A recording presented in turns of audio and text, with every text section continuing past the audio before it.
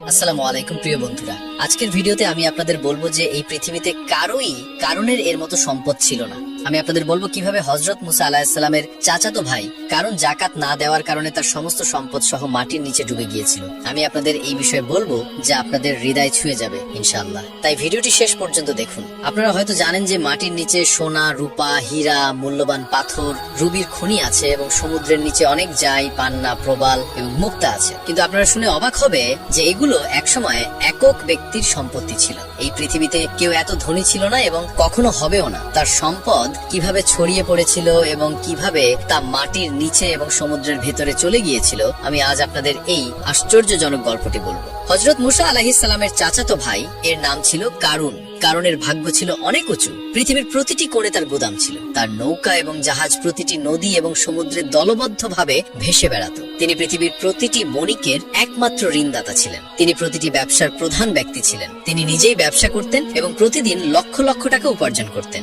হযরত মুসা আলাইহিস সালাম তাকে অনেক ভালোবাসতেন। তিনি তাকে ভালোবাসার সাথে কাদা থেকে সোনা তৈরির দক্ষতা শিখিয়েছিলেন। সর্বত্র এত টাকা আসতো যে তা গণনার বাইরে। টাকার বিনিময়ে তিনি হীরা, মূল্যবান পাথর, মুক্তা, রত্ন, চুন, পান্না, জুঁই সংগ্রহ করতেন এবং লক্ষ লক্ষ সিন্দুক ভরে দিতেন। তিনি সেই সিন্দুকের চাবিগুলো একটি শক্ত সিন্দুকের মধ্যে রাখতেন আর সেই সিন্দুকের চাবিটা তিনি কোমরে দড়ি দিয়ে বেঁধে ঝুলিয়ে রাখতেন। দিন হোক বা রাত তাকে খুব কমই বাইরে দেখা যেত না। তিনি প্রতিদিন চাবি হাতে নিয়ে গুদামে ঘুরে বেড়াতেন। আপনি হয়তো ভাবছেন যে তিনি নিশ্চয়ই এত টাকা এবং সম্পদের প্রতি খুব বেশি আগ্রহী ছিলেন। তিনি নিশ্চয়ই অনেক খরচ করেছেন, কিন্তু না, তার কোনো শখ বা আরামদায়ক জীবন ছিল না। তার ছিল না একটি ছেঁড়া পুরানো নোংরা পাজামা, উপরে একটি কুর্তা এবং পায়ে একজোড়া জীর্ণ চপ্পল। তিনি মাটিতে ছেঁড়া পুরানো মাদুরের উপর শুয়ে রাত কাটাতেন। দিনের খাবার ছিল কয়েকটি শুকনো রুটি, কিছু খেজুর এবং কিছু জল। কথিত আছে যে কয়েকদিন পর তিনি এটিও খাওয়া বন্ধ করে দিয়েছিলেন। তিনি একটি শুকনো রুটি জলে ডুবিয়ে সেই জল পান করতেন এবং রুটিটি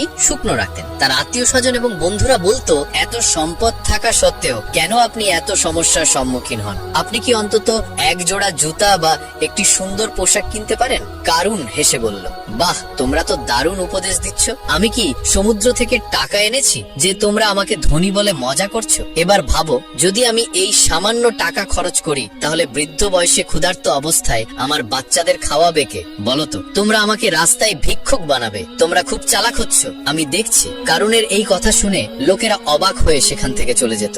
একদিন হযরত মুসা আলাইহিস সালাম কারুনের বাড়িতে পৌঁছে বললেন, কারুন, আল্লাহ তোমাকে এত সম্পদ দিয়েছেন, এর সামান্য অংশ গরিব মিসকিনদের দান করা উচিত।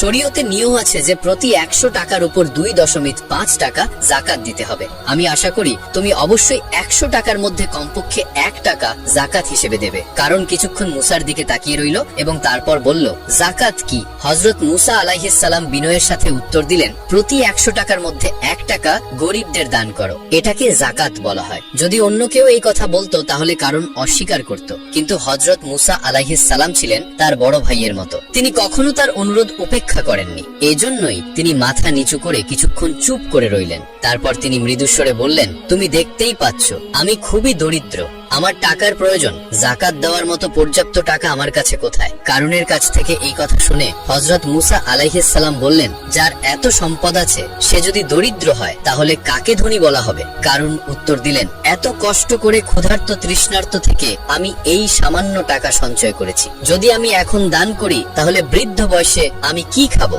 ভিক্ষা করা ছাড়া আমার আর কোনো উপায় থাকবে না। ভাই, আমাকে ক্ষমা করুন, আমি যাকাত দিতে পারবো না। হযরত মুসা আলাইহিস সালাম খুব দুঃখিত হলেন। তিনি বললেন, আল্লাহ তোমাকে এত কিছু দিয়েছেন যে তুমি সারা জীবন দান করলেও তোমার সম্পদ কখনো শেষ হবে না। হযরত মুসা আলাইহিস সালামের কাছ থেকে এই কথা শুনে কারুন জোরে হেসে বললেন, কেউ যদি না বুঝে দান করে তাহলে তার রাজ্য উড়ে যায় এবং আমার কাছে মাত্র কয়েকটি খোলস থাকে, ওদের উড়ে যেতে কতক্ষণ লাগবে? হযরত মুসা আলাইহিস সালাম বললেন, তুমি কি গরিব না ধনী? আমি তর্ক করতে আসিনি, আমি শুধু আমার কর্তব্য পালন করছি।